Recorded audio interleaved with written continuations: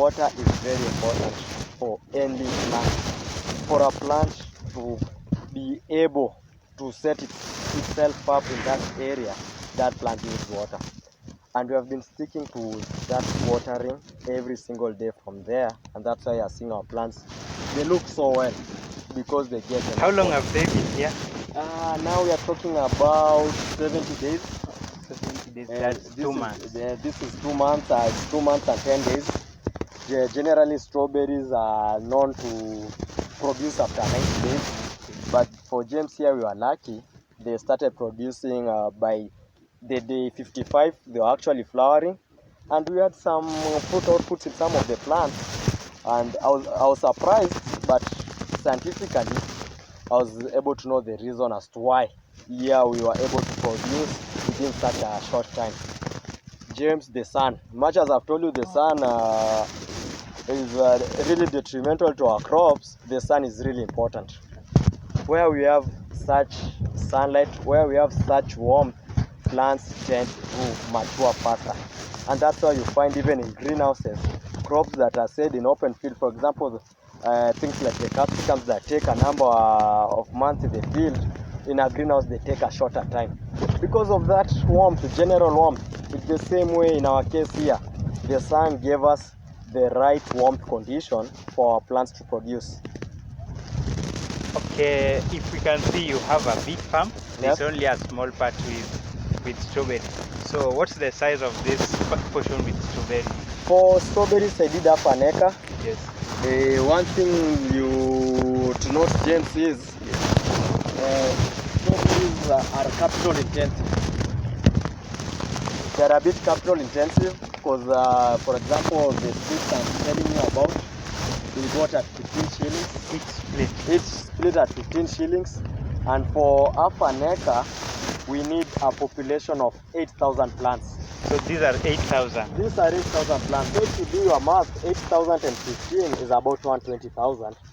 And yet, we haven't talked about other costs. And that's why we decided we'll start with an half an acre, then with time, we can upscale.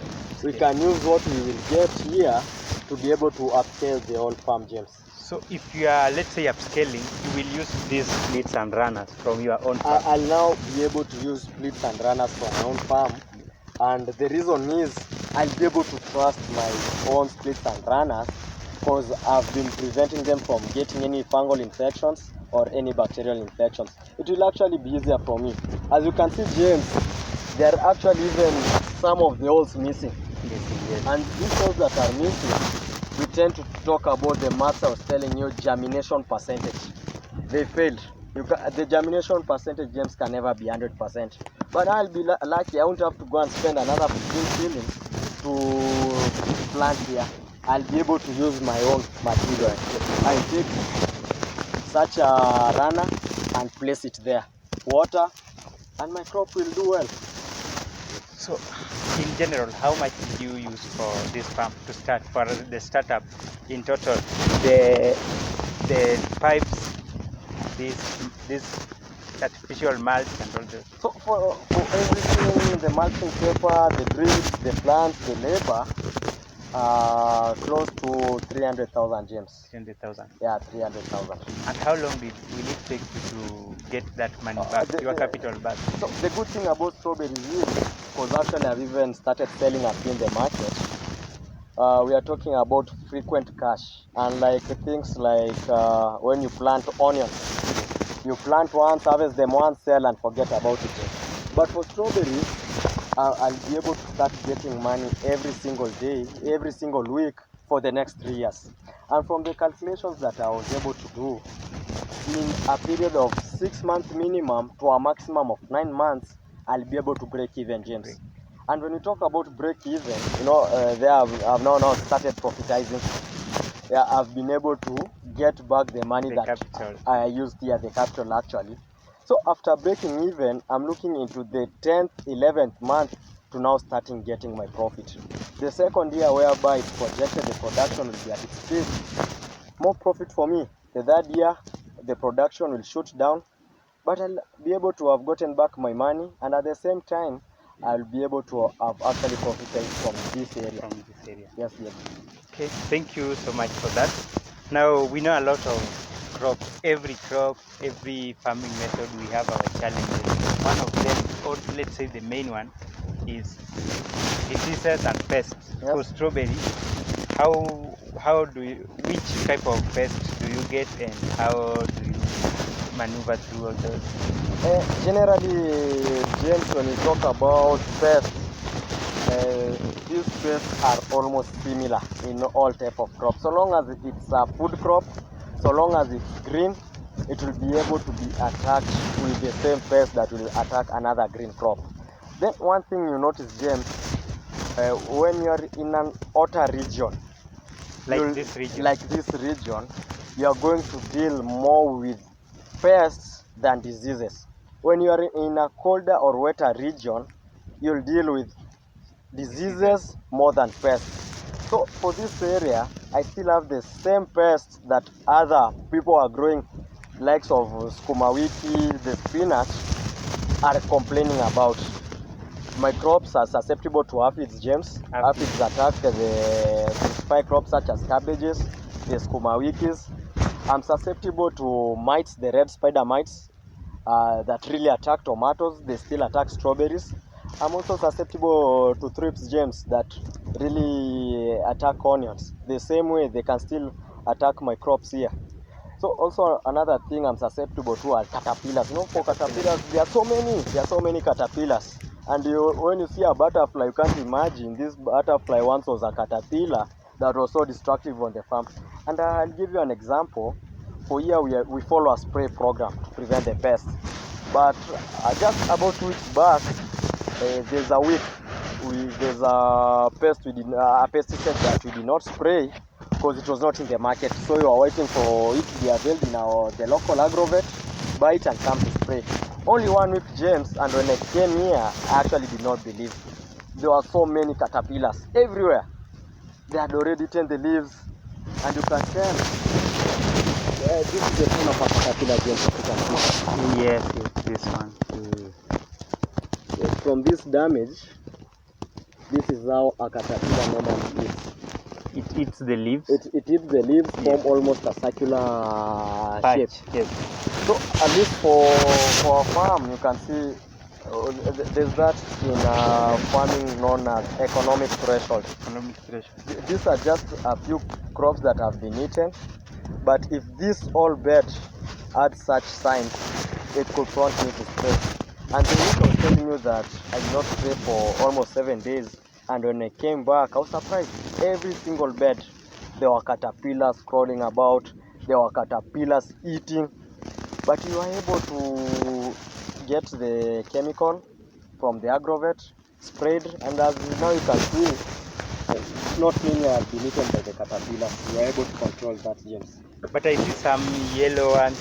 I see some are yellowing, like let's say this one. This a fruit. It's like dying. What are they?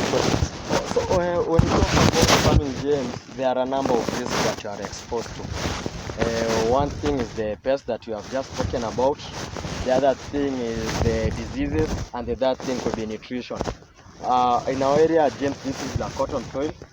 And one characteristic that black cotton soils share, be it here in Machakos, be it in Kitui, be it in another region, black cotton soils normally lack nitrogen, James. And nitrogen is the component that normally help leaves be more green. As you can see here, most of our leaves, they have some yellowish, meaning we have to top up the nitrogen. Every single week, if we fail for 2 weeks, the crop actually starts turning yellow. So that is a challenge. We are missing nitrogen in our soil, but it's something we are trying also to mitigate, James. That's okay. And I've tasted some of your fruits. Okay. They are sweet, but I went to a certain market, to a certain supplier. They told me that they rarely take Kenyan strawberries because they are bitter. So how do you make sure that you get the quality, the sweet one? Because strawberry should be sweet, but some people supply, I can say they are not so sweet. So how do you make sure that you get the quality required? So James, what I normally tell people, even when I interact with the farmers on the ground, a plant is a living thing, just like you and me, James. And just like any other living thing, this plant needs to eat. Most people tend to do it more organically. They think just organically growing these plants is enough. And when you talk about organically, James, someone just comes with cow dung, incorporates into the soil, plants the strawberries. This person forgets, James, just the way me and you, James, when we take back at home, when I take ugali skuma today, tomorrow I need a change of diet. I need probably some githeri avocado. The other day ugali matumbo. You know that change. It's the same way for a crop. When you tend to limit this crop to only manure, you are limiting your crop to not eat. So for me, I have a nutrition program in place, and I've told you one challenge I'm facing in nutrients. I'm lacking nitrogen. So I make sure in the nutrition that I'm applying in this farm, better part of it, there's some nitrogen component. At times I give it calcium, like at this stage, James, when I put, I top up calcium. And the simple reason why I want to top up calcium tends to enhance the firmness of fruits. For that fruit, when you are transporting it to the market, not to break, to have a firmer skin, you need calcium. And also there's other components that I normally top up. There's phosphorus that is known to enhance sweetness of fruits that I'll be topping up in the next few weeks. And actually that's the secret, James. Balanced diet for my crops. So when you are planting, planting you need the roots, let's say the roots to be firm so that yes, and for roots to be firm, you need more of potassium. More potassium. Yeah. Then when they are almost, as they grow, yes, there's that, the next thing after the root development, we are looking into the foliage, the vegetative growth. So for the vegetative growth, we are now talking about the nitrogen. I'm telling you, James. And that's why you find after 2 weeks of transplanting any other crop, it's recommended you top dress CN. Top dress CN. Because CN will be able to encourage vegetative growth. And when you encourage vegetative growth, then a plant, this is the kitchen of a plant. The leaf is the kitchen of a plant. The food of this whole plant is normally made from the leaf. So when you encourage vegetative growth and you have more leaves like this plant of ours here, it's more food for our crop here. Our crop will be able to now put out more flowers. How is the demand for strawberry in the industry in Kenya generally, or in Nairobi? The market is very big. One thing when you talk about farming, James, whatever crop you produce actually has market, because one push factor is always people will always eat. A human being will always eat, be it a doctor, be it engineer, be it myself as a farmer. I eat every day. So that should be the push factor for anyone getting into agribusiness, getting into strawberry farming. People will eat the strawberries. It's food. The market is big, and the reason is the law of supply and demand now falls here. There's low supply in the market, here there's a bigger demand.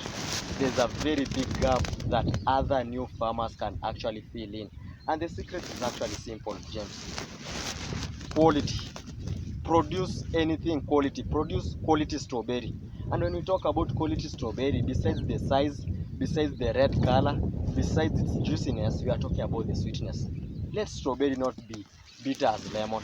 Strawberry is a sweet fruit. Produce sweet fruit, produce good sized fruits, the market will find you. Be it also other crops. So long as it's able to meet that quality, buyers will come for you. Thank you so much. Thank you so much, viewers too. We hope that you'll partner with us. We hope that you'll download our app. You'll get a lot of other farm tips from our app, ranging from other crops from poultry, from dairy, from pigs. Please partner with us and let's continue promoting farming and food security in Kenya and the world. Thank you so much.